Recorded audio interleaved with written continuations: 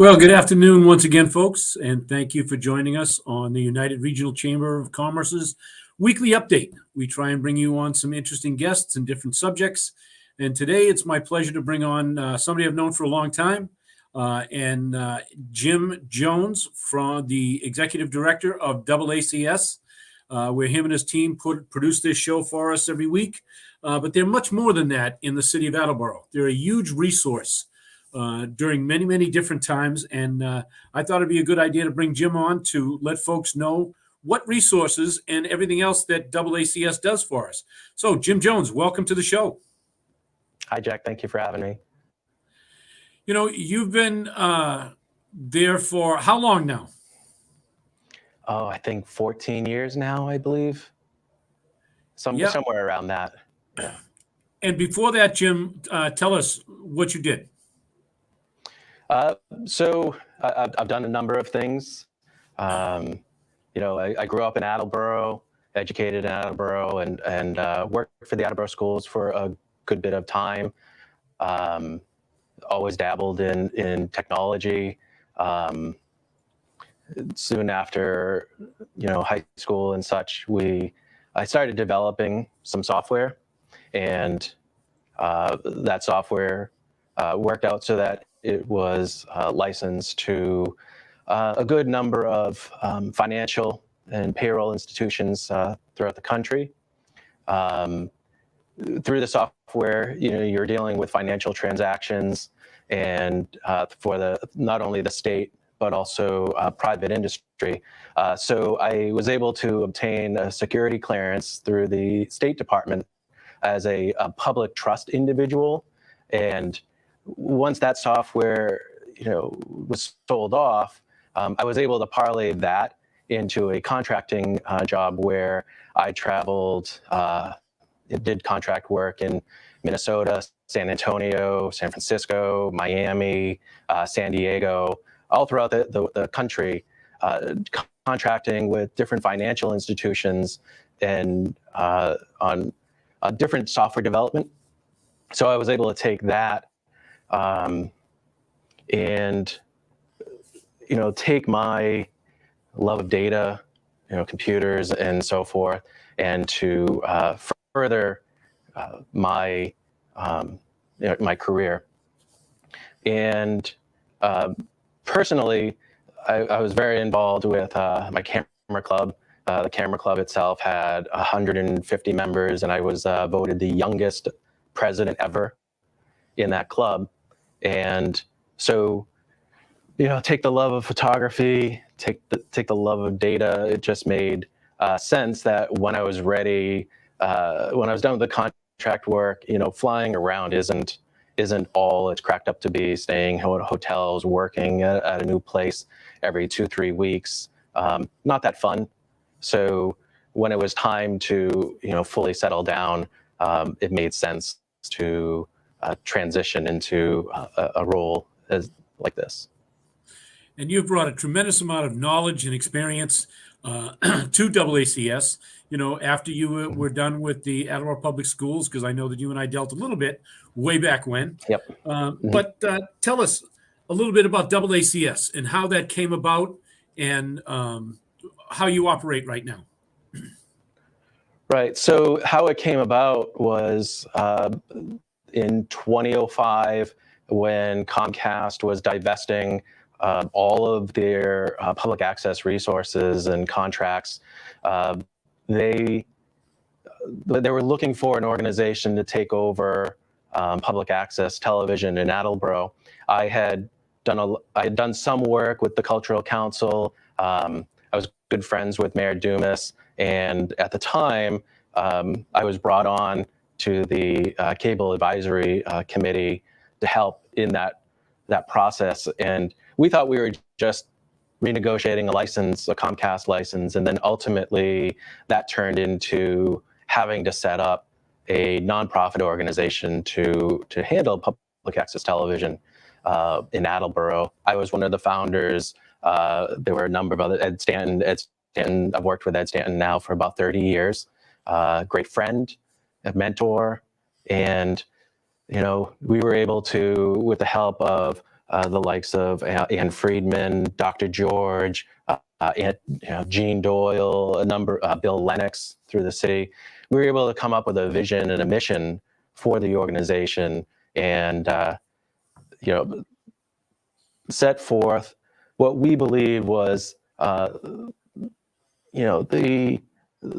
best type of public access television that could be provided in this area.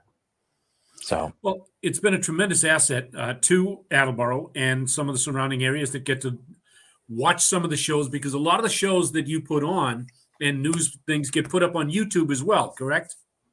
Correct, yes. So tell us, how many employees do you have there at WACS? So right now we have 4 full-time staff, we have 3 part-time staff, and we have a number of what we call stringers that we'll bring in when there's more for us to cover than what our staff can. So we'll bring in freelancers to cover events on the weekends, in the evenings, etc. And so that's how that's structured. Well, I know that you kind of facilitate or host the city council meetings every week, especially the past couple of years, since most of them have been, hybrid meetings, or some others have been Zoom meetings. I know you're the kind of the technical wizard behind that, because we've all had issues. And please, Jim, help us on this one. Right. And you do a lot of the high school sports games. But what are some of the other things that you cover at WACS? Well, there's a number of things.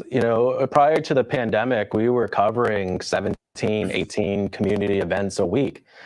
This included not only sports and city council meetings, but we were covering events at the library. We were covering events through Rotary. We were covering events all over the area, not just Attleboro, but we were covering events in North Attleboro and Mansfield and Plainville. Because we thought that type of programming that was being offered at those locations were of interest to Attleboro viewers as well.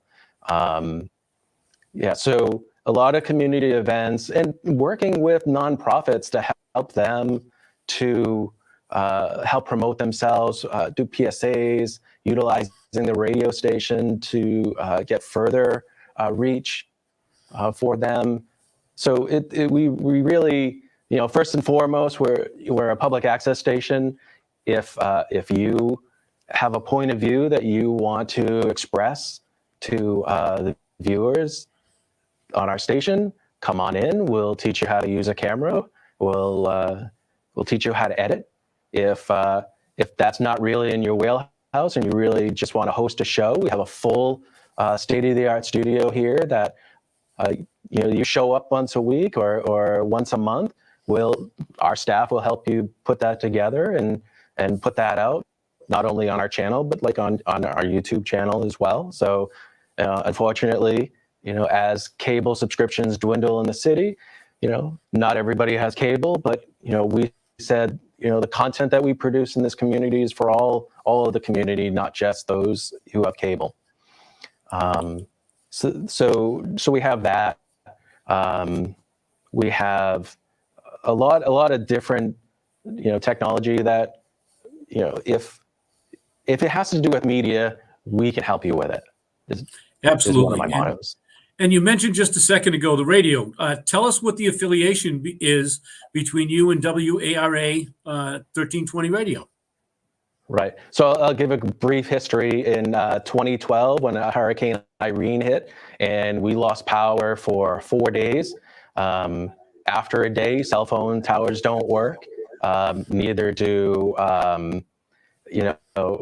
emergency backup systems and so forth. So the city itself was reduced to handing out leaflets to let residents know what was going on. We had power, but if 95% of the city has no power, they can't watch cable. So that was obviously an issue. So at the time, we reached out to Peter Arpin, who owned WARA. It was WARL at the time, AM 1320. And so we said, hey, in times of emergency, can we commandeer the station? And surprisingly, he said yes. And so we built a little studio in our television studio. And a year later, we asked for some time, from 6 to noon. And he said yes. So that was great. Two years later, he said, I really want to get out of the radio business. Are you interested in buying the radio station? And, radio stations, start at $600,000. They're not cheap endeavors. But I said, and I didn't think he was going to go for it, but we said, hey, we can't buy it from you, but we're a nonprofit and you can donate it to us and you can take the full tax write-off. And he went for it. So he handed over the license to us. We utilized the towers that are in North Attleboro's Falls Pond. And from there, we built out a full-fledged radio station in the front of the building here. And from 6 a.m. to close of day at 10 o'clock, we have programming on the radio. And, in the mornings, it's live and local. We have a meteorologist. We have some political talk, some entertainment talk. There's a lot, but it's honestly a resource that nonprofits and for-profits alike can utilize to share their knowledge and to promote what's going on in the community. And if you have a car radio, you can, whether you're in Providence or down the Cape, you can tune in and listen to the radio station. And if you have a newer car that doesn't have an AM station, we stream it online as well. So there's no reason why you can't listen to the radio.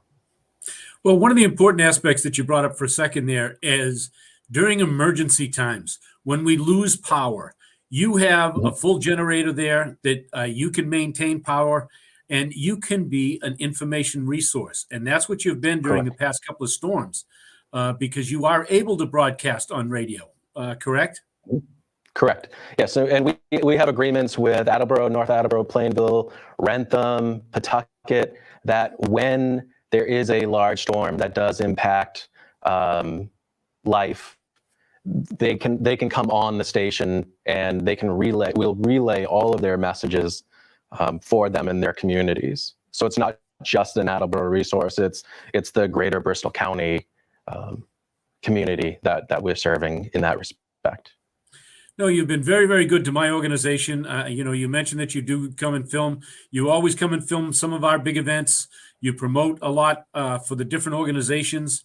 And I'm hoping a lot more people will tune in a little bit more. Every once in a while, I'll be in the grocery store and somebody will say, I saw you on TV. And I have to think for a minute, because a lot of us sometimes don't think that the local cable is TV, but it is. And WACS is a very, very important part of all of our local communities here because of the information that you share and the information resource that you have become over the years. Tell us, how can people volunteer and help you? So first and foremost, again, if you have an idea or if you have a point of view that you want to express, if you have a talent, come and see us. We can help foster that, or at least help you share it with the greater community. Again, whether it's online or on the channel, just come on down. If you're looking to do some freelance work with us, we're always looking for freelancers that can help us out in the evenings, early mornings, or on weekends. That's definitely another way. And just overall support. There's a lot that we produce that's more than just a radio station and public access station. We do, we're probably only station in this entire area that produces a daily news program. Yes. Nobody in the public access realm does this, but we take our commitment to the community first and foremost, and getting that information out is very, very important to us, and being there for the community. So, starting at 2 o'clock every day, you can watch daily news. It's posted online as well. So, one way, if you see the daily news online, share it out. If it interests you, like it. Yeah. Well, one of the things that I know that was very popular with you before the pandemic, and I'm going to ask, are you able to bring it back? You used to bring in a group of young students and teach Mhm. them, your trade, teach them how to video and how to edit. Do you think you'd be able to bring that back? Yeah, so that's a program called Adventures in Television. It is a collaboration between the recreation department as well as the as us. And so once a week during the summertime, they come in and we teach them how to storyboard, how to set up different camera angles, how to utilize the cameras, how to edit, etc. When COVID hit, unfortunately, because of this industry, trying to teach students how to utilize a camera and how to edit, you can't do it 6 feet away. No. So it has to be close quarters. And, it seems like we're getting out of the pandemic phase, but, we had to cancel it again this year only because we weren't, people are still getting COVID. You still need to socially distance to some degree, but we're hoping that next year we'll be able to bring that back. Oh, good, because I know that's a very valuable resource. And, I've had the pleasure of working with you guys for as long as I've been here at the Chamber, a little over 15 years. You actually, your radio station is in my old office in the Correct. front of Yes. your building. A Right. little remodeling had to be It had- done, it had- Yeah, a little bit of soundproofing. The windows are a little thicker now, but we wanted to utilize that space because it was the only space in this entire area that had a front-facing window. So Right. you would definitely utilize that. And in the morning, you have, Dominic Catoya, and then Paul comes on. Jim Corbin is your meteorologist. And then all the different shows that you have throughout the day. Correct. Well, Yeah, Jim, we have a different mix on the radio. We have some oldies. We have different programs. We have country music on Sundays. We have an Armenian program on Sundays. We obviously have Dave Kane on the weekend, and we have a medium on Wednesday evenings. So tune in. But most importantly, subscribe to our YouTube channel, subscribe to our Facebook page, and more importantly, subscribe to cable, because that's how we're funded. So we understand that that's a touchy subject, but that's how we get our funding. We exist because of the cable subscriptions, and if that goes away, so do we. well, one other question, because I've seen a couple of so-called rumors, if that's what you want to talk, that FiOS has installed some lines in South Attleboro. Do you know anything about that? I only know through passing. There's nothing official that we received. If I had to guess, that is only going to be for data. Verizon is actively, as far as I know right now, and everything I've read in the trade papers, they're actively trying to get out of the video business, but they do want to be in the data business. And I know that 5G ultra wideband is definitely something that they want to take advantage of. And we do see down in South Attleboro the trucks, but we haven't been able to get any information from Verizon corporate to say exactly what are you doing. So we're not sure at the moment, but Okay. I'm sure that's to be continued, because they're doing something, and we'll see what happens. But I don't think it's going to be video at all. I think it's going to be all data. Okay. Well, Jim, now we're coming to the end of the show. Thank you very much for coming on the show today. Big shout out to you and your team, Dave Angel, our producer, and all the folks over there at DoubleACS. You're very kind to me and to my organization. You put up with me, which I appreciate. But Jim Jones, thank you very much for coming on the show today. You're welcome. Thanks for having me, Jack. Okay. Have a good afternoon, everybody. Stay safe.